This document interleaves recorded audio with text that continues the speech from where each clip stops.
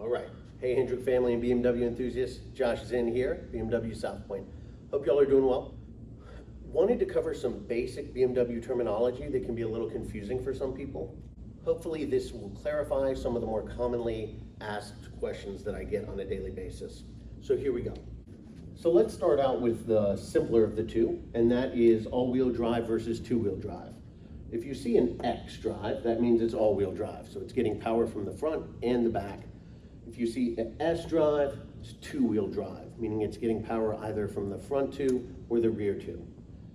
In our sports activity vehicle lineup, the X1 and the X2, when you see the S, that means it's front-wheel drive. The X3, 4, 5, 6, S drive refers to rear-wheel drive. Now let's clarify something that confuses a lot of people in the sports activity vehicle segment here. The X1 and the X2 are built on the same platform, as are the 3 and 4, the 5 and 6, the 7 does not yet have a counterpart. The difference here is that the even numbers are always going to be the coupier versions. So they're gonna have that slope design language and sportier ergonomics. Overall space is going to be very similar between the 1 and the 2, the 3 and the 4, the 5 and the 6. The main difference is how the space is distributed. So if you're really looking for ease of access, trunk space dimensions and things like that, your odd numbers are going to be better.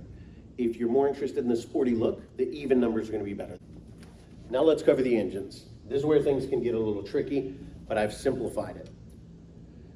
If you see 30, it's a 4-cylinder. If you see 40, it's a 6-cylinder.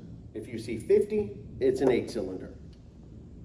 All of our engines are going to operate off a twin power or twin scroll single turbo. What this really means is it's one turbo powered by pairs of cylinders in alternating sequence, powered by 2 down exhaust pipes, I think, yeah. Exhaust down tubes. The true M's, you're going to have the same cylinder, and I'll explain that in a second, but it's going to be a twin turbo. So you have 2 turbos, each fed by one of the 2 exhaust down tubes. As an example, let's look at the X3. The X330i, how many cylinders? 4, right? X3 M40i, this middle tier will always have that M in front of it, but it's not a quote-unquote true M. The X3 M40i is going to have 6 cylinders. The X3M will have 6 cylinders as well, but it will be a twin turbo. I think for most people, the sweet spot lies here. Significantly upgraded performance, but not jumping into the upper echelon of the M. Don't get me wrong, the X330i drives incredibly well, but if you're looking for a little bit more excitement or power, the middle variants are going to usually win. Notice how the X3, the base engine is the 30i, whereas on the X5, the lowest engine is the 40i. And the reason is, larger vehicle, right? Needs a bigger engine. So here, we're starting with the 6-cylinder. Then we go up to the M50i, which how many cylinders? 8. X5M, same 8 cylinders, twin turbo. That's where this same cylinder comes in. It's going to be the same as whatever came before it, but it's going to get a twin turbo. While we've been focusing on sports activity vehicles so far, there is a very interesting exception. May not be the right word, but check this out.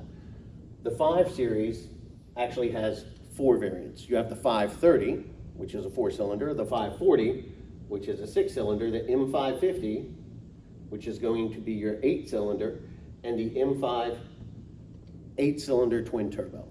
All right, guys and girls, hopefully that was helpful, and feel free to reach out to me if you have any further questions, joshua.zen@hendrickauto.com, or shoot us a DM.